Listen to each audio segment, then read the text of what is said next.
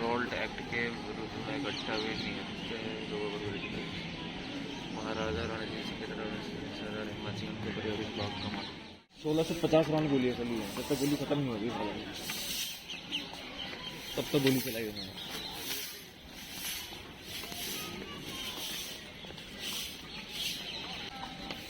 उस टाइम बाग तो बना ना, उस टाइम पे तो नहीं रहा होगा बाग। उस टाइम का बाग तो ऐसे रहा होगा। आदमी निकाले थे फूल मर गए थे।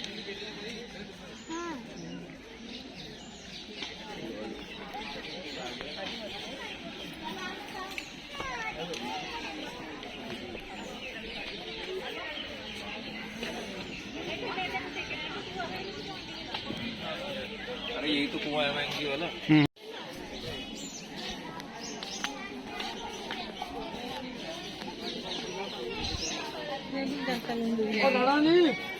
अच्छे खड़े हो गए अभी।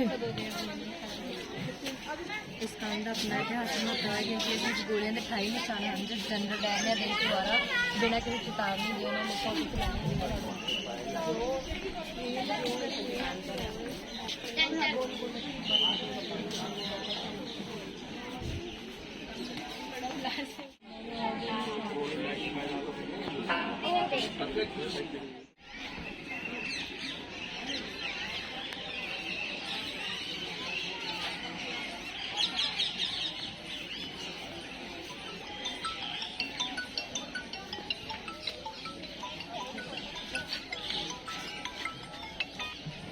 हेलो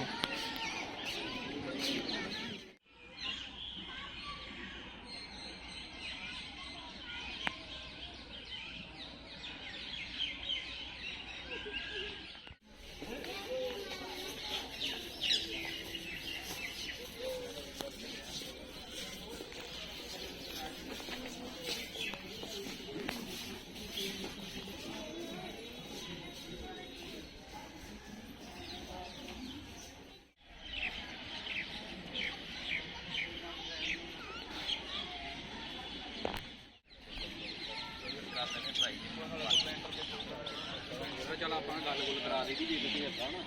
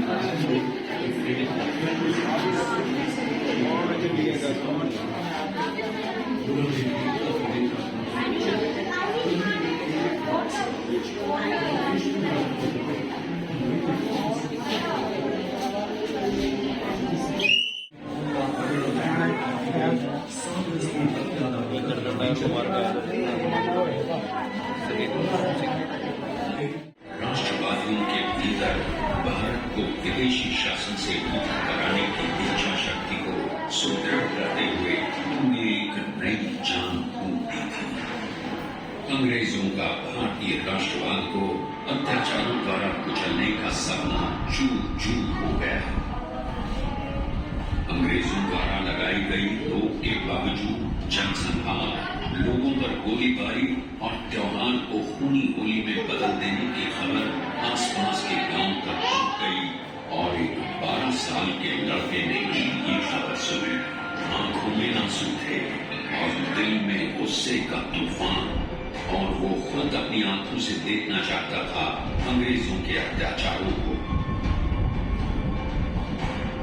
जी हाँ, इस लड़के का नाम भगत सिंह था।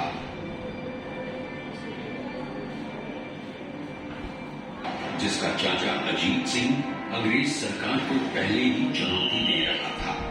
इस बालक के राष्ट्रवाद और निश्चय उसको जलियांवाला बाग तक खींच लाए और जो कुछ उसने देखा उसने उसका क्रांतिकारी भविष्य तय कर दिया।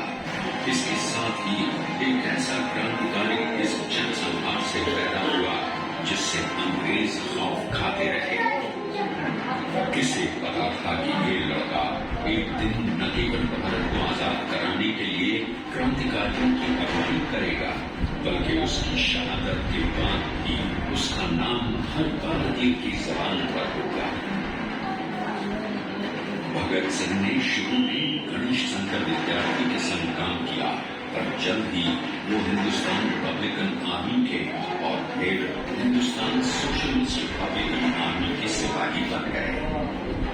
उनके वीरता भरे कारनामों में से दिल्ली की केंद्रीय विधानसभा में बटुकेश्वर दत्त के साथ रेल के पांव फेंकना प्रमुख है। वो वहां से भाग नहीं सकते थे, लेकिन उन्होंने क्रांतिकारी नारे लगाते हुए खुद को गिरफ्तार करा दिया। वो असली बम नहीं फेंक सकते थे और उन्होंने साबित किया कि वो कातिल नहीं है और वो सही थे कि इस धमाके की गूंज लंदन तक सुनाई पड़ी। इनकलाब जिंदाबाद के नाम से लाहौर जेल गूंज उठी और पूरा देश, खासतौर पर नौजवान, उनके साथ हाथ खड़े हुए।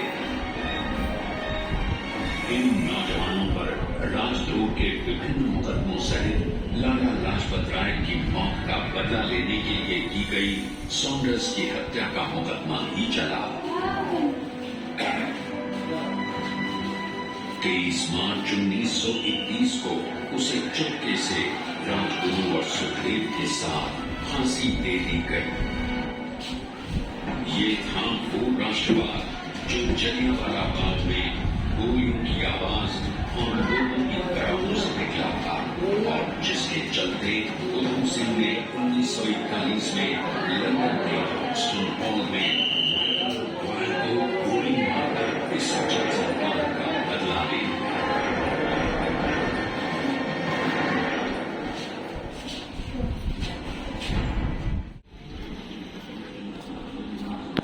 विश्व युद्ध से पहले का पंजाब।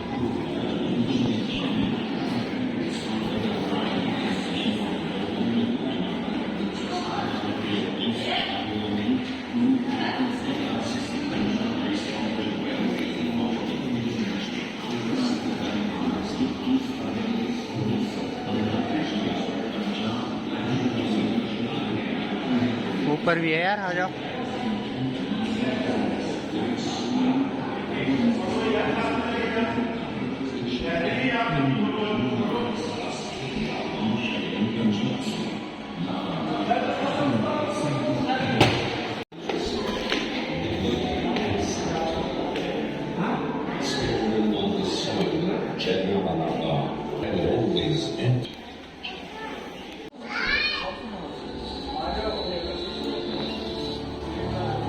आजाद भारत उन हजारों स्वतंत्रता सेनानियों के अर्ज तले दबा है जिन्होंने अपना आज हमारे लिए कुर्बान कर दिया। उनका बलिदान, उनकी शहादत, उनका भारतीय स्वतंत्रता संग्राम में योगदान हमेशा याद, सम्मान और श्रद्धांजलि देने के पात्र हैं।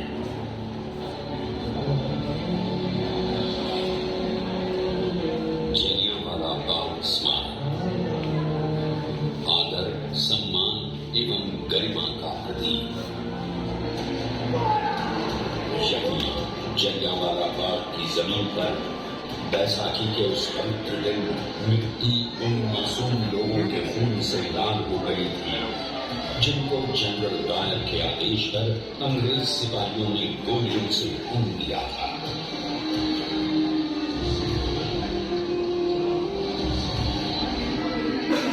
आज भी उन सैकड़ों लोगों को याद कर सिहरन दौड़ जाती है जिन्होंने उस दिन भारतीय स्वतंत्रता आंदोलन के सबसे काले दिन यहाँ अपनी आखिरी सांस ली थी।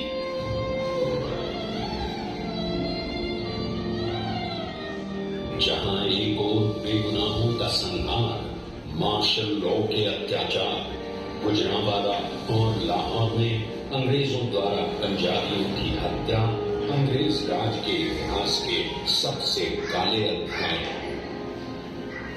वहीं दूसरी ओर इन सब ने भारतीयों को आजादी के लिए लड़ने की प्रेरणा ही दी।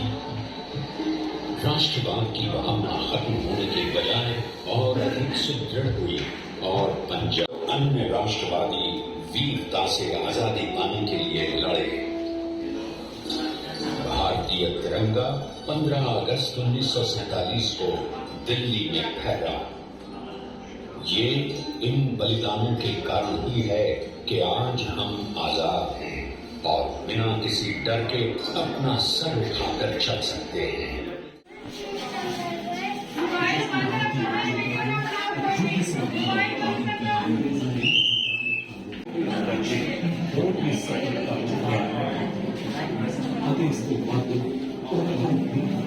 Chand and others were promoting Hindu-Muslim unity to oppose the British.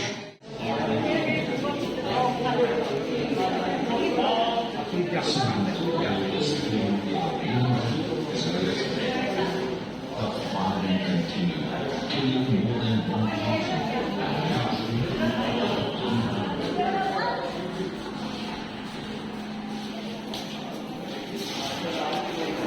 Soon the ammunition was exhausted. Last in sight, even found the dead and the injured without an iota of remorse. It was the darkest night that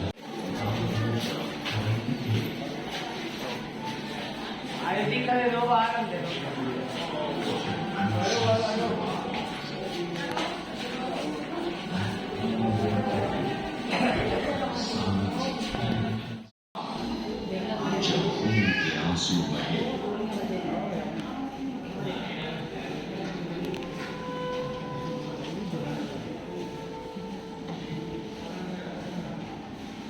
तेरह अप्रैल 1919 अमृतसर।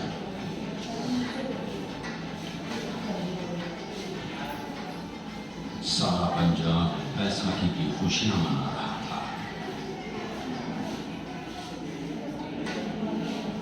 लोग हरमंदिर साहिब के दर्शन और खालसा का स्थापना दिवस मनाने आए हुए थे।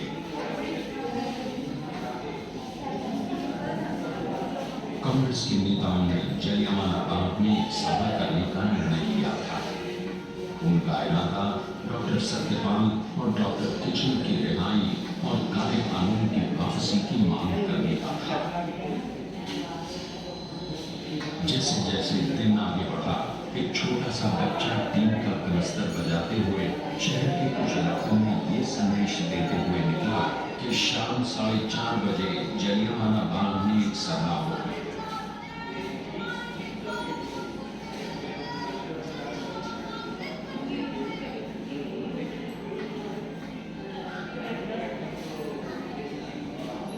वे लोगों को ये मालूम नहीं था कि उपनिवेशी सरकार ने अमृतसर में मार्शल लॉ लगाया है। प्रभात फेरियां और सभाएं करने पर प्रतिबंध लग चुका है। 12:30 के करीब जनरल डायर को जलियांवाला बाग में होने वाली सभा की जानकारी दी और उसने कुछ करने की ठान ली।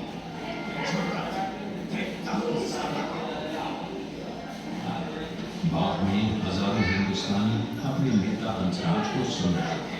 तभी एक गुजरते हुए हवाई जहाज ने उनमें बेचैनी पैदा कर दी। हंसराज ने उन्हें आश्वासन दिया कि चूंकि सभा शांतिपूर्ण थी, डरने की कोई बात नहीं। हालांकि कुछ समय बाद सैनिकों के मार्च करने और बख्तरबंद वाहनों की आवाजों से हंगामा मच गया। जनरल डायर बाग के दरवाजे पर आकर गली संकरी होने के कारण वो अपने बख्तरबंद वाहन अंदर नहीं ले जा पाया। उसने अपने 90 सैनिकों को पोजीशन लेने का हुक्म दिया।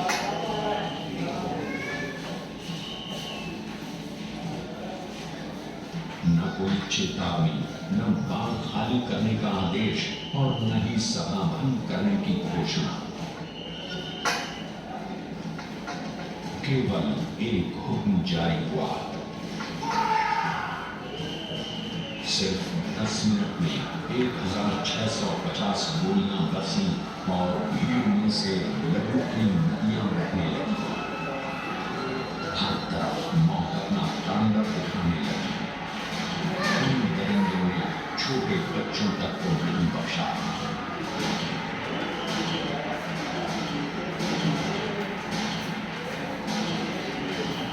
बचने की तलाश में कुछ लोग दीवार लांघने लगे, कुछ कुएं में कूदे तो कुछ बचते बचाते कुएं में गिर पड़े। जब ही कुआं घायलों और मृतकों से भर गया, गोलियां बरसती रही।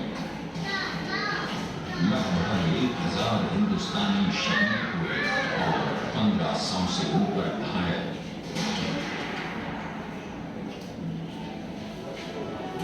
गोलियों का भंडार खत्म होते ही घायलों और मृतकों को वहीं गिरफ्तार छोड़ डायर बिना किसी पछतावे के उस भयावह जगह से निकल गया। अमृतसर में आज तक ऐसी काली रात न देखी थी। 24 घंटे तक घायल बिना पानी या किसी सहायता के पड़े रहे। उनकी खबर लेने वाला कोई भी न था। कितना खौफनाक दृश्य था वो दर्द और यातना, जानलेवा सन्नाटा और गहन आघात आज भी हिंदुस्तान के सीने में गूंज रहे हैं।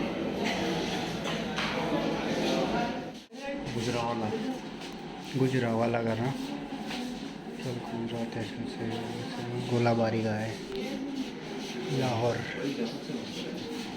राजनीति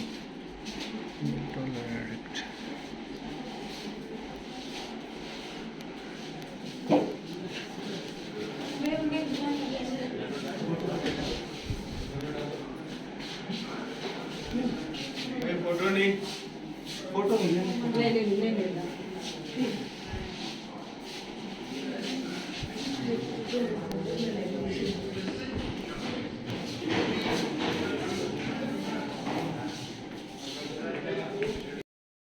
It declares Reginald General Dyer not guilty of his actions on 13th of April 1919 at Jallianwala Bagh and orders for his... This committee today has gathered to investigate. Now guys, it's time to breakfast and we are enjoying delicious chole kulche with chole and kulche and this one called chutney or cold drink. आएंगे तो आप please try करिए मुझे।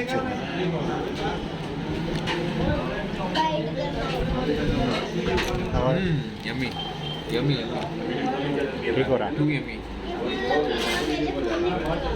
अलग है, crispy है, flavour है, corn है, पीस है, सब मिलेगा आपको इसमें। जरूर ट्राई करेंगे।